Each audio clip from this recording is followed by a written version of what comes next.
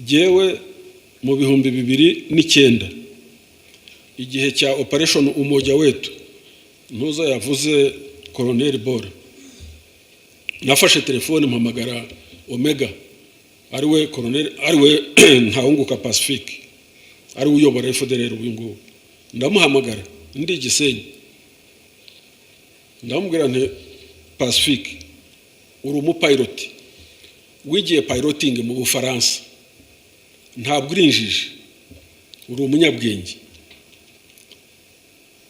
iyo ntambara urwana yo kumara abantu wumva uzayitsinda. Abandi ko batashye barwarakabije, ba General Jerome batashye, ba General Murenzi batashye, wowe watashye kuki udataha? Ushaka kuzagwa muri ayo mashyamba? Aranyibwira ati mon general, tereka nkubwize ukuri, nzagaruka mu Rwanda nta mututsi n'umwe ukiri urimo. Ndamubwira rero Ntawunguka, nta Rwanda uzigera ugeramo, uzagwa muri ayo mashyamba. Twongeye kubasuhuza tunabaha ikaze nshuti bakunzi ba Rwanda Sun TV, twizere ko aho muherereye hose muri amahoro, natwe turaho turashima Imana. Muri uyu mugoroba tuje kubagezaho inkuru igezweho, inkuru irangamiwe n'isi yose, aho leta y'u Rwanda yamaganye ibihano leta zunze ubumwe za Amerika zafatiye General Retired James Kabarebe. Leta y'u Rwanda yanenze bikomeye ibihano Amerika yafatiye General Retired James Kabarebe, imushinja uruhare mu ntambara umutwe wa M23 wahanganyemo na Repubulika Iharanira Demokarasi ya Kongo. Kuri uyu wa kane tariki ya 20 Gashyantare 2025, Amerika yatangaje ko yafatiye General Retired James Kabarebe usanzwe ari umunyamabanga wa leta ushinzwe ubutwererane bw'akarere muri Minisiteri y'Ububanyi n'Amahanga ibihano biri mu rwego rw'ubukungu. Ni ibihano kandi byafatiwe umuvugizi mu rwego rwa politiki wa AFC 23, uwo ni Lawrence Kanyuka. Amerika yashinje Kabarebe kuba umuhuza wa guverinoma y'u Rwanda ndetse n'umutwe wa M23 ukomeje gushegesha ubutegetsi bwa Perezida Felix Tshisekedi Chilombo wa Murumba. Amerika rero yavuze ko ibi bihano biri mu rwego rwo kuryoza abayobozi bakomeye nka Kabarebe na Kanyuka uruhare bagira mu bikorwa bya RDF ndetse na M23 byo guhungabanya umutekano mu burasirazuba bwa Kongo. Amerika yo ivuga ko RDF iri mu burasirazuba bwa Kongo mu mirwano uyu mutwe wa M23 ukomeje guzengereza ubutegetsi bwa Kinshasa. Iki gihugu rero cyavuze ko James Kabarebe na Kanyuka bafatiwe ibihano biciye mu biro bishinzwe kugenzura imitungo mpuzamahanga muri Minisiteri y'Imari cyangwa OFAC. Yavuze ko Kabarebe na Kanyuka bagira uruhare rukomeye cyane muri iyo mirwano ibera mu burasirazuba bwa Kongo, aho M23 ikomeje kugenda yigarurira ibice bigiye bitandukanye, kandi ibyo bice ikabigaruramo amahoro, igahagarika ubwicanyi, igacyura abaturage bari barahunze ingabo za leta zifatanyije n'ingabo z'u Burundi, zifatanyije na Wazalendo, zifatanyije na MONUSCO, zifatanyije na ingabo za SADC, zifatanyije n'abacanshuro. Rero nubwo Amerika itigeze itangaza ibihano yabafatiye, abo ikunze gufatira ibihano ibahanisha gufatira imitungo baba bafite ku butaka bwayo ndetse no kubimaviza. ngayo nguko Amerika abo ifatiye bino bihano akenshi ishyiraho baragenzura bakavuga ngo ni ibiki aba bantu basanzwe bafite ku butaka bwacu, bamara kugenzura iyo mitungo yose barangiza bakayifatira, bamara kuyifatira bagahita barenzaho no kubima viza zo kwerekeza muri icyo gihugu. Umuvugizi wa guverinoma y'u Rwanda Yolande Makoro yavuze ko ibi bihano bitumvikana ndetse nta n'ishingiro bifite. Yolande yagize ati ibihano nta shingiro bifite, umuryango mpuzamahanga ukwiriye gushyigikira imbaraga akarere kari gushyira mu bikorwa mu buryo bugamije kugera ku gisubizo cya politike aho kuzica intege. Aha Yolande Makoro yashaka kugaruka kuri biriya biganiro bimaze iminsi biba bigizwemo uruhare n'abakuru b'ibihugu bagiye batandukanye, barimo umukuru w'igihugu wa Kenya William Ruto, aho SADC ndetse na EAC baherutse guhura bakicara bakaganira ku cyahosha n'icyacecekesha imbunda zimaze igihe zisakuriza mu burasirazuba bwa Kongo. Aba bategetsi bo mu karere bamaze n'iminsi bagenda bakira intumwa zigiye zitandukanye. Izo ntumwa zirimo izoherezwa na Tshisekedi, ndetse hakabamo n'uko abo bategetsi bagiye batandukanye bagenda bagaragaza ko ikibazo kigomba gukemurwa mu buryo bw'ubwumvikane, M23 ikicara ku meza na Perezida Felix Tshisekedi bagacoca ibibazo bihari, ibibazo byatumye abarwanyi ba M23 begura imbunda, bamara kubishyira hamwe, bamara kubireba byose bagafata umwanzuro mu buryo bwa politiki. Niho Yolande yagarutse avuga ngo umuryango mpuzamahanga ukwiriye gushyigikira imbaraga akarere kari gushyira mu bikorwa mu buryo bugamije kugera ku gisubizo cya politiki aho kuzica intege. Kuko uko iminsi irimo igenda itambuka, uko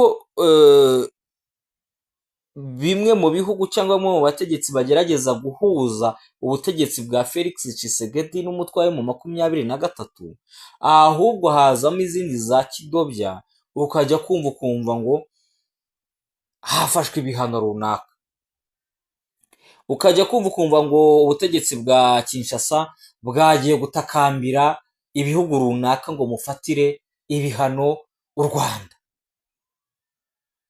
ngaho bagiye muri za Arsenal, ngaho bagiye muri aba bategura ibi by'amarushanwa by'isiganwa ryo ku mamodoka, ati nimuzajye gukinira masiganwa yanyu mu Rwanda barimo barica abanyekongo, mu Rwanda barimo barakorana M23 isahura ibintu, yiba umutungo wa Kongo, ifata abagore ku ngufu, bica abana ku ngufu, ariko nyamara bakirengagiza ko ikibazo gihari kiri hagati ya guverinoma ya Kinshasa yobowe na Felix Tshisekedi ndetse n'umutwe wa M23 ugizwe n'abanyekongo 100% barwanira uburenganzira bwabo mu gihugu cyabo. Rero ibyo bintu by'ibihano bigenda bifatwa, ukumva igihugu kimwe ngo twafashe ibi, ukumva umuryango umwe ngo wafashe ibi, ni ibigaruka kuri kwa gusubiza urudubi na bya bindi ubutegetsi ndetse na M23 babumva ko bahurizamo hagati. Aha niho Yolande Makoro yavugiye, yongeyeho ko ibihano bidashobora kuba umuti w'ikibazo kimaze imyaka myinshi mu burasirazuba bwa Kongo, kuko ibihano byafashwe kenshi, ibihano byavuzwe kenshi, ariko ugasanga ibyo bihugu rutura birirengagiza umuzi w'ikibazo, kandi uwo muzi bawirengagiza nkana, kuko Amerika izi neza ibibera mu burasirazuba bwa Kongo, iza agahinda k'abariya bakongomani barimo baharanira kwishyira bakizana mu gihugu cyabo, yewe Amerika inacumbikiye imiryango yabo bo muri M23 n'abandi birukanwe ku butaka bwa Kongo. Sinzi kano kanya niba ari impuhwe Amerika ifitiye bariya bakongomani ku buryo idashaka ko baba mu gihugu cyabo mu mahoro batekanye, ariko bakajya kuba za Michigan, bakajya kuba muri za Maine, bakajya no kuba mu zindi leta zigize leta zunze ubumwe za Amerika. Ubwabyo kuba Amerika yarakiriye izo mpunzi zirukanywe n'ubutegetsi bwa Tshisekedi, imyaka ikaba igiye gushira ari imyaka, n'ubutegetsi bwa Kongo harimo abirukanywe na Tshisekedi, hari n'abirukanwe mbere bamaze imyaka n'imyaka mu buhungiro, aho umwana wahunze cyangwa wavukiye mu buhungiro ubu nawe yabyaye. Kandi ibyo bintu Amerika irabizi neza, yo ubwayo izi ko ikibazo atari u Rwanda, izi umuzi w'ikibazo aho kiri. Macron yavuze ko iyo ibihano biza kuba byakemura ikibazo kiri mu burasirazuba bwa Kongo, mu karere twari kuba twarabonye amahoro mu myaka myinshi ishize.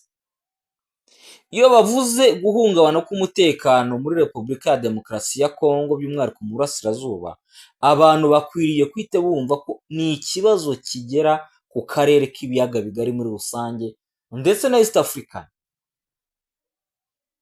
kuko intambara zibera hariya zakongejwe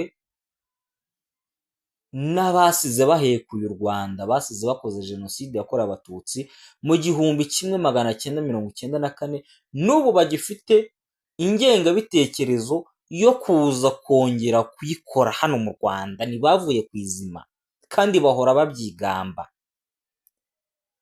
Abo bantu rero basize bakoze mu marorerwa nibo kano kanya barimo bakorana na Tshisekedi, nibo Tshisekedi yiyambaje bari ku ruhembe rw'umuheto, nibo bari kuri front imbere ngo barwane na M23. Mwibuke ko aba bageze mu 23 ni ababurabujwe, ni abacunagujwe, ni abishwe, ni abahohotewe, ni abameneshejwe na ba bandi basize bakoze jenoside yakorewe abatutsi hano mu Rwanda. None kano kanya baramanutse, iyo ngengabitekerezo bagomba kuyigisha muri Kongo, baramanuka bayigisha mu Burundi.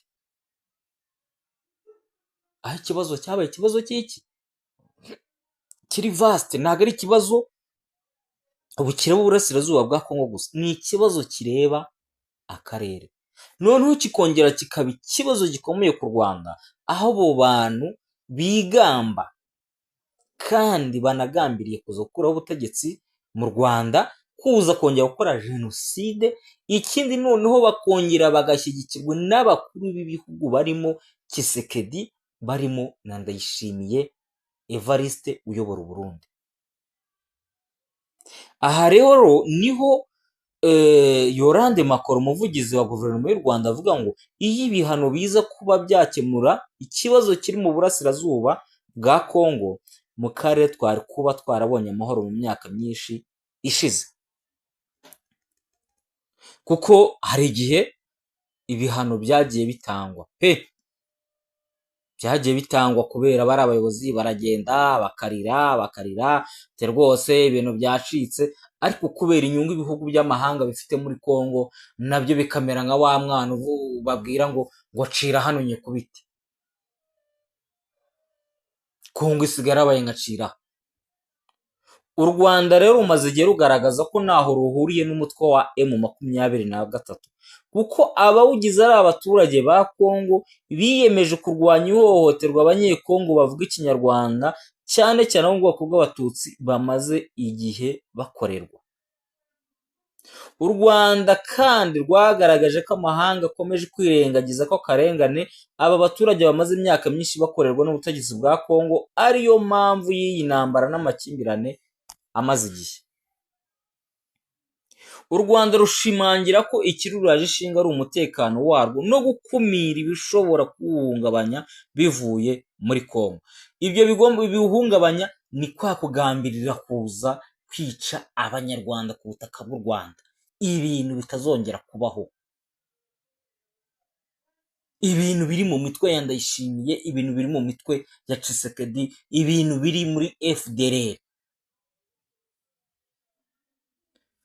ni mu gihe RDC yagiranye ubufatanye n'u Burundi, nibyo navugaga, n'umutwe wa FDLR, ndetse bose bagahuriza hamwe ko umugambi wabo ari ugukuraho ubutegetsi bw'u Rwanda. Mu kiganiro Perezida Paul Kagame aheruka kugirana na Jeune Afrique, yavuze ko nta bwoba bw'ibihano by'amahanga afite kuko utabigereranya no guhangana. Ahangaha tubisuremo. Mu kiganiro Perezida Paul Kagame aheruka kugirana na Jeune Afrique, yavuze ko nta bwoba bw'ibihano by'amahanga afite kuko utabigereranya no guhungabana k'umutekano w'Abanyarwanda. Yagize ati ibihugu bimwe bifite uruhare muri iki kibazo nk'Ababiligi n'Abadage bahoze ari abakoloni bari kudutera ubwoba bitwaje ibihano kuko ndi guharanira uburenganzira bwanjye. Barumva ko bantera ubwoba? Byumvikane neza. Aho guhitamo hagati y'ibibangamira umutekano no gufatirwa ibihano, nafata intwaro nkahangana n'ibigamije kungirira nabi nitaye ku bihano. Uyu ni umukuru w'igihugu w'u Rwanda avuga ngo aho kugira ngo ahitemo ibibangamira umutekano w'Abanyarwanda no gufatirwa ibihano, yafata intwaro agahangana n'ibigamije kuza kurimbura Abanyarwanda nk'uko FDLR, nk'uko abo bakorana bose bifuza kuza kubikora mu Rwanda.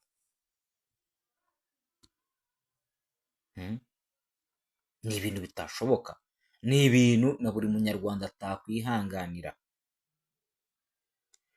Muri icyo kiganiro na Jeune Afrique, Perezida Paul Kagame yavuze ko umuntu uwo ari we wese wamuhangara agamije kugirira nabi Abanyarwanda, igisubizo cyaba kimwe, cyaba kumucira mu maso.